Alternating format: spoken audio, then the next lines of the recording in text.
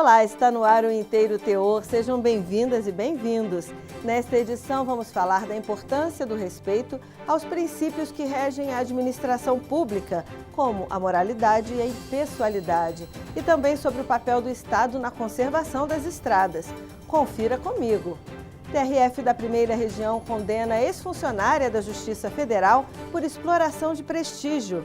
TRF1 determina que DENIT indenize família de homem morto em acidente de carro por causa de buraco na pista. No item Entrevista, o diretor de infraestrutura do DENIT fala sobre o gerenciamento das estradas federais. É a partir de agora.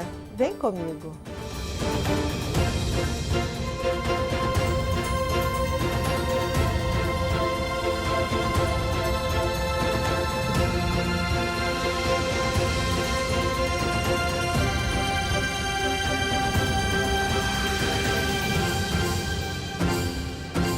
No Brasil, é difícil dizer com precisão quais as origens do "você sabe com quem está falando?", mas o sistema colonial, o regime escravocrata, o coronelismo e o nepotismo político, que confunde o que é público e o que é privado, deram condições para a carteirada reinar. Para evitar condutas assim, a administração pública está subordinada a princípios básicos, previstos no artigo 37 da Constituição Federal. Legalidade, impessoalidade, moralidade, publicidade e eficiência. O desrespeito a qualquer desses princípios pode gerar processos judiciais, como no caso que a Ana Paula Souza traz para a gente.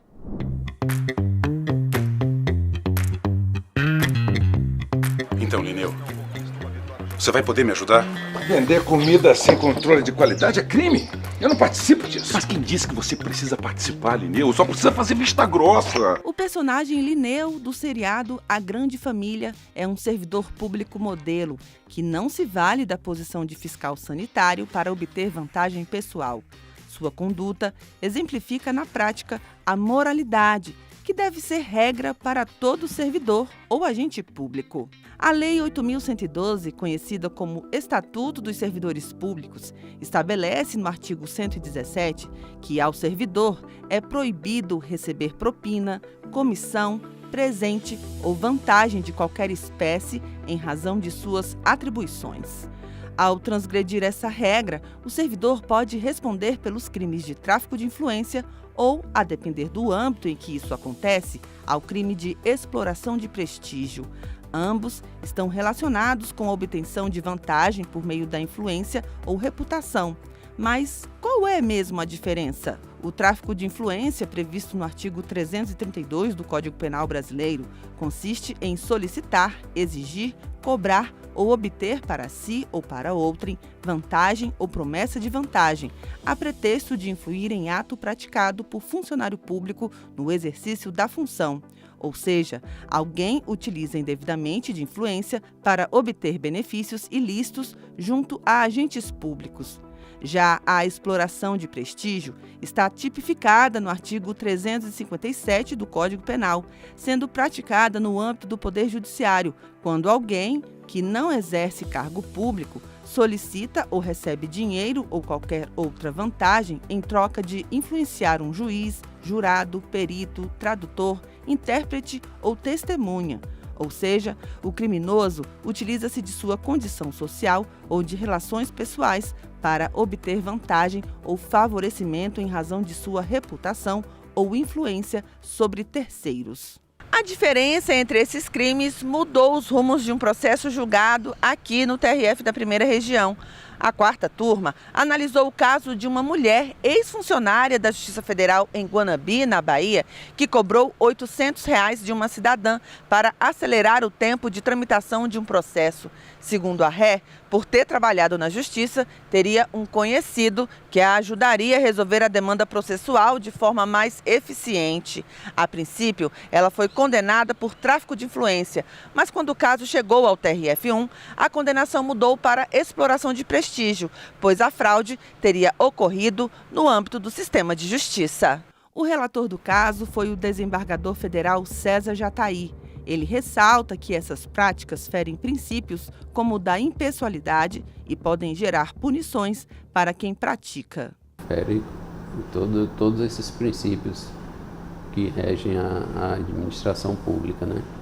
E se for um servidor público, ele pode responder a um processo administrativo, se ele pode perder o cargo, etc. Tudo pode acontecer com ele, todas essas sanções, né? O desembargador explica como essas práticas prejudicam a prestação dos serviços públicos. A vítima leva um prejuízo e também o prejuízo em relação ao sistema de justiça é grande também, pelo descrédito que passa, a imagem ruim que passa para o terceiro, para a vítima ou as vítimas, né?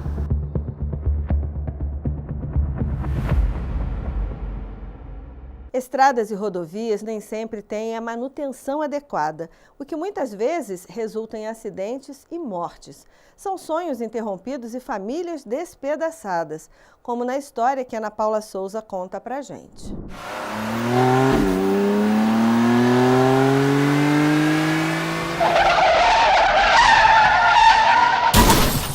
69 mil. Segundo o Instituto de Pesquisa Econômica Aplicada, o IPEA, esse é o número aproximado de pessoas que perdem a vida ou ficam gravemente feridas todos os anos em uma das principais causas de morte no Brasil: acidentes envolvendo transportes terrestres. 20% dos casos ocorrem nas rodovias federais. Esses números, entre outras coisas, provocam fortes impactos sobre o orçamento público e a renda das famílias atingidas. A dona de casa, Priscila Bini, sabe o que é sofrer esses efeitos na família. Ela perdeu o pai quando tinha 15 anos, após um acidente em uma rodovia do estado do Mato Grosso. Acho que para todo mundo que perde um pai, né, um ente tão próximo assim, foi uma coisa que horrível para mim. Meu mundo literalmente acabou ali naquela hora, naquele momento. Ele trabalhava, sempre trabalhou, desde que eu me entendo por gente, sempre trabalhou lutando pela família, pelo melhor pra gente. Era um pai muito presente, mesmo às vezes cansado do serviço, chegava tarde, ele sempre estava presente, sempre tirava um tempo para estar junto com a gente, brincando, dando atenção, dando todo o apoio. Pai muito presente.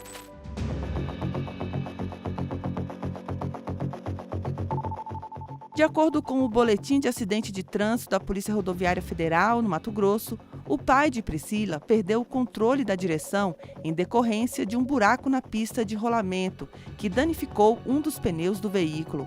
A conservação dessa rodovia é de responsabilidade do Departamento Nacional de Infraestrutura de Transportes, o DENIT. Segundo o artigo 82 da Lei 10.233 de 2001, são atribuições do DENIT, entre outras coisas, administrar diretamente ou por meio de convênios de delegação ou cooperação os programas de operação, manutenção, conservação, restauração e reposição de rodovias, ferrovias, vias navegáveis, eclusas ou outros dispositivos de transposição hidroviária de níveis em hidrovias situadas em corpos de água de domínio da União e instalações portuárias públicas de pequeno porte. O diretor de Infraestrutura Rodoviária do DENIT, Fábio Nunes, relata como é a rotina de fiscalização das manutenções em rodovias. Nós fazemos licitações para cobrir a malha do país inteiro. Então, para o usuário ter uma ideia, nós temos hoje cerca de 98% da malha toda coberta com contratos. São vários tipos de contrato. Tem contratos mais simples, que são contratos apenas de limpeza, roçada e tapa-buraco. E nós temos contratos mais robustos, né, que são contratos de restaurações. São rodovias que precisam, ou pela condição dela, ou pelo volume de tráfego que passa durante o dia, ela necessita de um investimento muito maior. Fábio Nunes explica o critério usado para definir as condições de manutenção das rodovias. Existe uma forma, que é um número gerencial que nós usamos, que é para medir o que a gente chama de índice de condição da manutenção, que é o ICM, né? Então, o ICM, basicamente, ele é uma metodologia que ela é baseada nos normativos técnicos do DENIT para avaliação do pavimento, e ela é composta, basicamente, de 2 itens.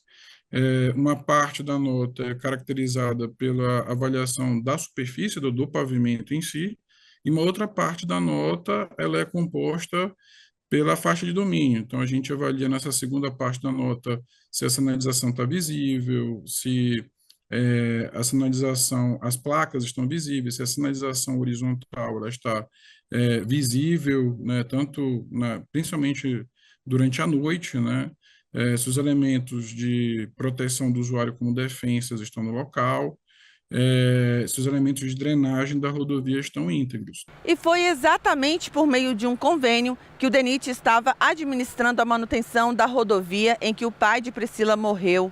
O órgão contratou a empresa EMPA Engenharia para realizar os cuidados necessários. Contudo, essa terceirização não exime o DENIT de responsabilidade em casos de acidente e necessidades de reparação. E como vimos, mesmo com o trabalho de fiscalização para manter as estradas em boas condições, acidentes acontecem por falha na manutenção. Após a apuração do acidente, a questão chegou à Justiça Federal. Ao analisar o caso no TRF da Primeira Região, a relatora, desembargadora federal Ana Carolina Roman, destacou que ficou comprovado que o acidente foi ocasionado por negligência do DENIT, que não promoveu a manutenção e o reparo adequados a proporcionar segurança a quem trafega no local. Por isso, a decisão determinou que a autarquia federal deve indenizar Priscila, sua mãe e seu irmão por danos morais no valor de R$ 374.800, mais R$ 7.300 por dano material relativos aos gastos com o sepultamento. A decisão também fixou o pagamento de pensão mensal estabelecida no valor de 2/3 do salário mínimo, a ser dividida igualmente entre os três. Uma reparação devida, já que, na época, a família passou por dificuldades financeiras. Foi um momento bem complicado da nossa vida, porque meu pai que provia tudo em casa, né? Ele trabalhava, na época, meus irmãos eram de menor ainda. Minha mãe também não trabalhava na época, ela cuidava da gente, ficava mais em casa mesmo. E depois que meu pai morreu, a gente teve que se virar, né?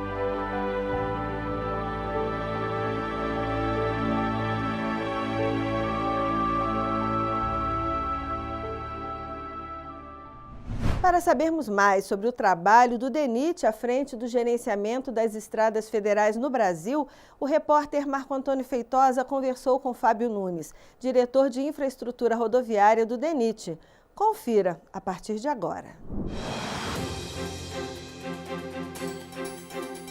Diretor Fábio Nunes, vamos começar falando da malha rodoviária do país. Qual é a extensão e a situação das estradas federais hoje? A malha rodoviária federal, hoje, né, ela está em torno de números redondos, aí 65 mil quilômetros de rodovia federal, né, onde nós temos 55 mil quilômetros de rodovias pavimentadas, nós temos ainda 10 mil quilômetros de rodovias não pavimentadas, né. Essas rodovias não pavimentadas, boa parte delas se encontram na região norte do país. E como é feita a cobertura desses 65 mil quilômetros de rodovias? O DENIT tem sede em todos os estados, então toda a capital, né, e inclusive aqui no Distrito Federal também, nós temos uma sede do DENIT, onde naquele estado ela compõe uma superintendência. Só que dentro daquele estado nós temos, além da capital, o que a gente chama de unidade local, né? Então existem unidades locais em pontos estratégicos da malha, onde nós temos servidores naquelas cidades, né, que residem ali naquelas cidades, e ele, junto com os contratos de consultoria que nós licitamos também, são responsáveis por fazer essa fiscalização da malha. Então, para ter uma ideia, além das nossas capitais, que têm as sedes das superintendências, são mais de 120 cidades pelos interiores do país, onde nós temos residências, onde estão colocadas essas unidades locais, onde tem servidores, né, responsáveis ali não só para poder fiscalizar, mas também que a população consiga lá fazer algum tipo de reclamação, ou fazer algum tipo de elogio, ou ter algum tipo de informação.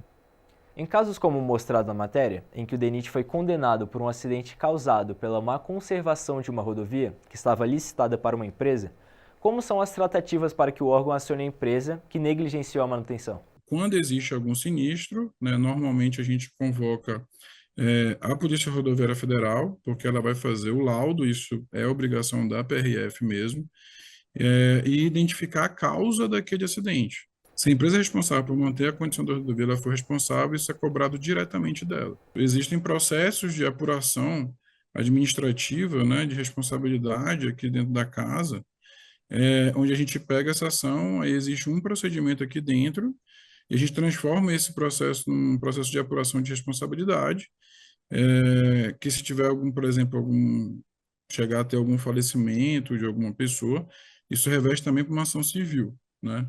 Então, o que vai acontecer, a gente vai regredir isso, né, primeiro para poder cobrar os valores, né, que o DENIT foi condenado. Segundo, para a gente, dentro do âmbito do contrato, a gente vai avaliar se houve algum atraso, se houve má qualidade de serviço, e existem punições previstas dentro do contrato que não é relativo à ação, e depois, né, no desdobramento, se teve algum óbito, né, isso reveste também para a esfera civil. Para finalizarmos, quais canais o cidadão pode usar para fazer contato com o DENIT, em caso de necessidade? Eu acho que a melhor forma é usar a ouvidoria do DENIT e principalmente o Fala BR, né? Nós temos o canal de comunicação, quem puder acessar lá no site do DENIT, né? Então, denit.gov.br, lá em acesso à informação tem um canal de comunicação chamado Fala BR, que onde o usuário pode ir lá registrar qualquer tipo de ou reclamação, ou elogio, ou pedido de informação, e isso vai direto para a nossa ouvidoria, e a ouvidoria, dependendo do tema, ela redireciona para a área responsável. Falamos com Fábio Nunes, diretor de Infraestrutura Rodoviária do DENIT. Muito obrigado por sua participação no IT Entrevista. Tchau, tchau.